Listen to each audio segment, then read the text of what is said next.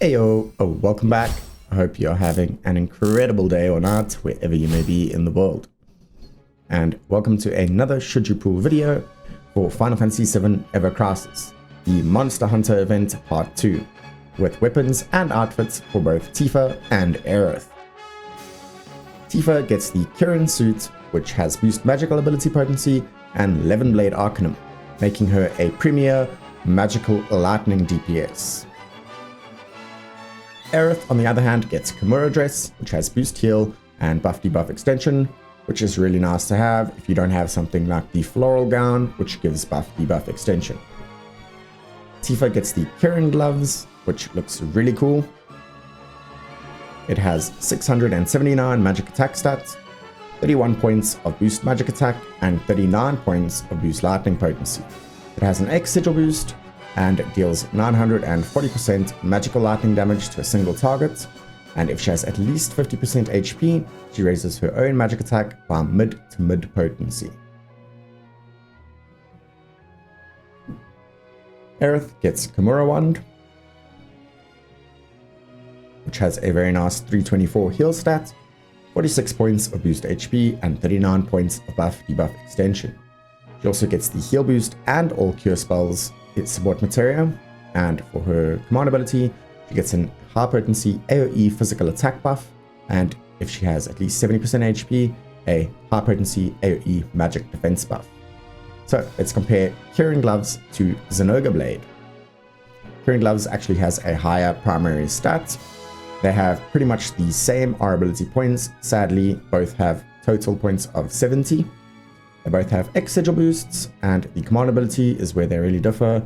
They both do 940% lightning damage, magical versus physical. Tifa needs to have at least 50% HP to increase her magic attack by mid to mid, whereas Zack needs to have at least 70% HP to do 1.2 times damage. So the Zynoga Blade, a little bit more powerful, and the gloves, a little less powerful, more self-sufficient. Let's also compare her weapon to a non-event or non-limited weapon in the bunny gloves. So the Kirin gloves has slightly higher magic attack stats. They have pretty much similar R abilities. One emphasizes the lightning potency or elemental potency, other one emphasizes magic attack. They have pretty much the same support material, and their command abilities are different, where the Kirin gloves deals more damage, but the bunny gloves caps at a higher magic attack up with high potency, starts at low. Kirin gloves starts at mid, caps at mid. So actually, yeah, pretty similar weapons. Looking at weapon synergies for the Kirin gloves, it has existing synergy with Power Soul and bunny gloves just because they are magic DPS weapons. And with the bunny gloves, you have the added benefit of dual elements for lightning and water. Same thing applies to the feathered gloves, where you have an increase for water damage, and then you have lightning damage on the Kirin gloves. You also have the magic defense debuff, which is very nice on the feathered gloves, making your Kirin gloves hit even harder. And then the best synergy is with crystal gloves, because you get level 7 lightning potency, which is already 85% additional lightning damage. And then for the magic attack buff from the Kirin gloves, you get a buffed single target and AoE magical lightning damage. So not crazy synergy like Zack and Cloud's weapons, but still some pretty good synergy.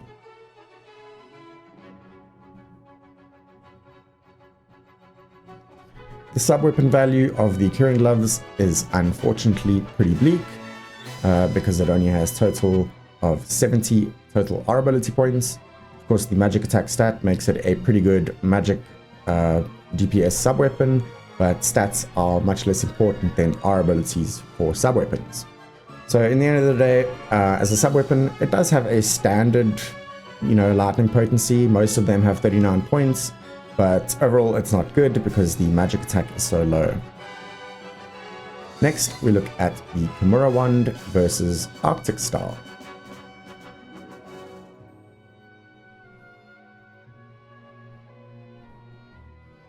So, of course, Kamura Wand is a lot more defensive. Its primary stat is the heal stat, whereas Arctic Star is a bit more offensive, with its primary stat being physical attack. They have pretty much the same R abilities, except the one has boost HP, which I believe is better because you are not locked into physical with boost HP. Anyone can use it. As far as the support materia, the Kamura wand actually has a heal boost and an all cure spells, whereas the Arctic Star doesn't have any of that. And then, of course, when you take a look at the command abilities, the Arctic Star raises physical attack of high potency, and if you for an ally, and for Yuffie of mid potency. So basically, if you use Arctic Star twice, your entire party will have their physical attack buffed high potency. Whereas the Kamura wand, you just need to cast it once at OB6, and your entire party has maxed out physical attack buff. And then on top of that, if she has 70% HP or more, you get high potency magic defense buff as well. Arctic Star has the benefit of having a 30 seconds physical attack buff, whereas Kamura wand is only 20 seconds. So let's take a look and compare it to a more defensive weapon in Syringe Rapier. So, Kamura wand has more heal stats. They have exactly the same R abilities. They have pretty much similar support materia, except that the Kamura wand also has a heal boost, making it better for single target heals as well, if you have a cure materia equipped. Then they both raise magic defense. They are both sort of not bad. They both have magic defense. The Syringe Rapier, has mid to high potency at max for only 14 seconds, whereas the Kamura wand has instant high potency for 20 seconds. And then it's physical attack buff AoE versus physical defense buff AoE, where the same applies, 14 seconds versus 20 seconds. So Kamura wand is looking to be pretty good so far. Looking at weapon synergies, well, it has, again, not as crazy synergies as Zac and Cloud's event weapons, but it does have synergy with Full Metal Staff, for the physical attack debuff, Snowflake for the magic defense debuff, and Sun Umbrella for magic defense and physical defense debuffs.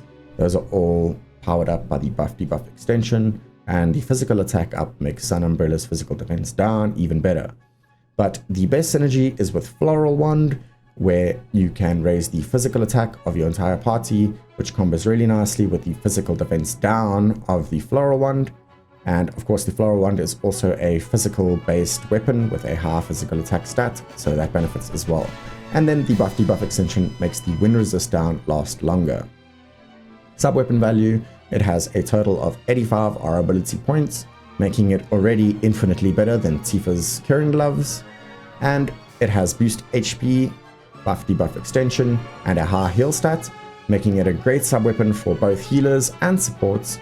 But it's also versatile. It can also be used on a DPS. For example, Zac with Ceremonial Sword or Cloud with the Glavenus Sword. Both of their buffs on those weapons and debuffs will be extended with the Kamura wand as a sub-weapon. So, the Kirin gloves is overall a good weapon. It has the best magic attack stat in the game alongside the Platinum Collar, which for some reason has a really high magical attack stat. It is also the best magical lightning weapon in the game right now, of course, and it only has a total of 70 R ability points, which is pretty bad. But you can get level 7 lightning potency if you combine it with a maxed out crystal gloves. And then having those two together also gives you both a single target and AoE magical attack of lightning. Finally, the magic attack buff from the Kirin gloves is maxed out at mid potency, so that is also a little bit bleak.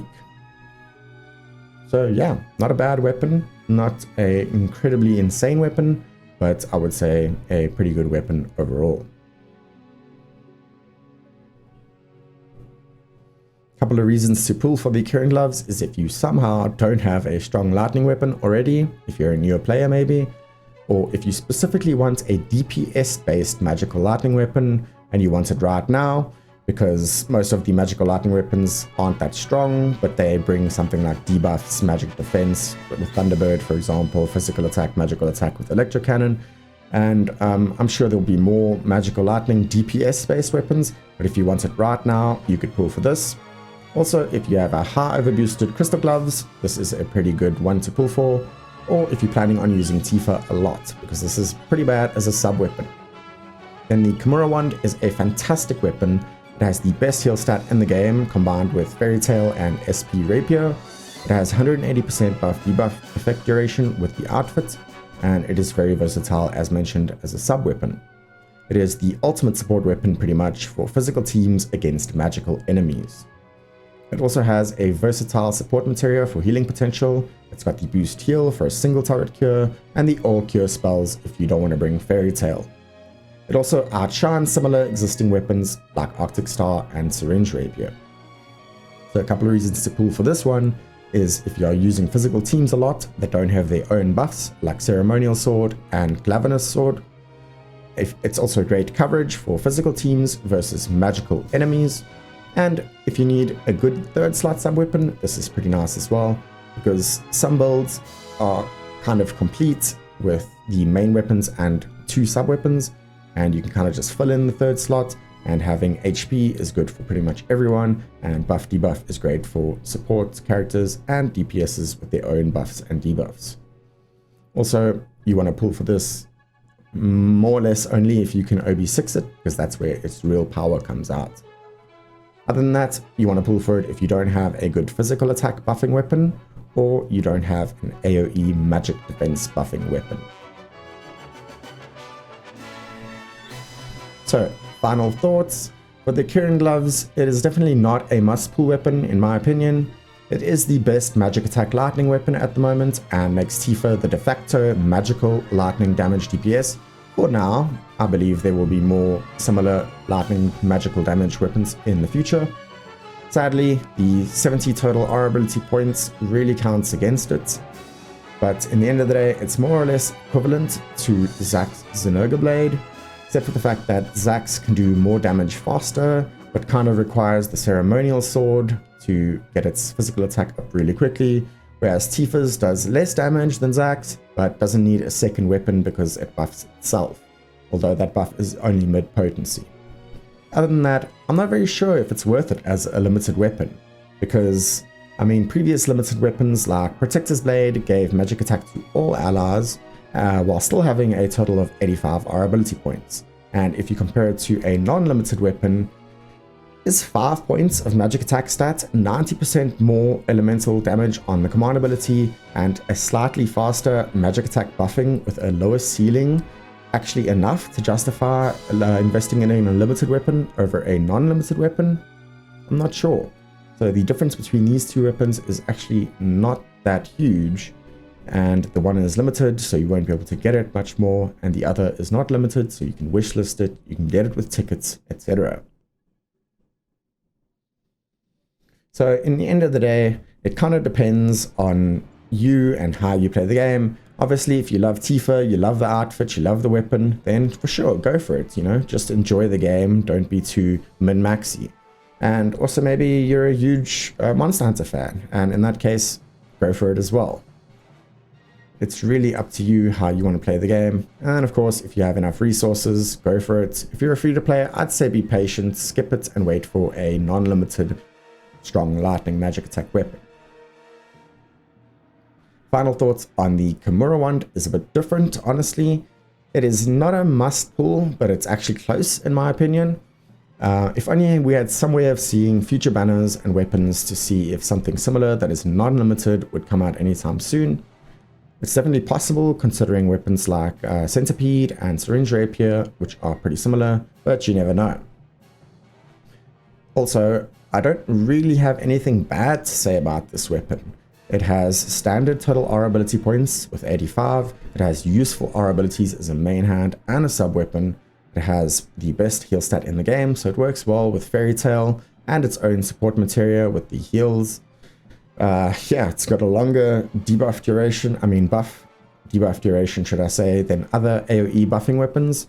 The Bandage Sword, Assault Gun, Centipede, Syringe Rapier, all of these buff for 14 seconds AoE, whereas the Kamura wand buffs for 20 seconds AoE, so it is actually a lot better there as well. And then it also makes Arctic Star look weak, and if you've seen me talk about Arctic Star in past videos, then you know how highly I rate that weapon. And this one does way more in a single cast than Arctic Star does in 2 casts. So just with that, you should know how highly I rate the Kamura wand. And for downsides, the niche downside, if I had to look for a downside, I'd say that the weapon is not all encompassing. For example, it's super good for a physical team against magical enemies, obviously, and loses some value with magical teams or against physical enemies. And of course, if both of those are true, then you are not going to bring the Kamura wand. Anyways, in the end of the day, I think it's a fantastic weapon. I hope you have the best of luck in your pulls. If you enjoyed the video, please do like, subscribe. See ya.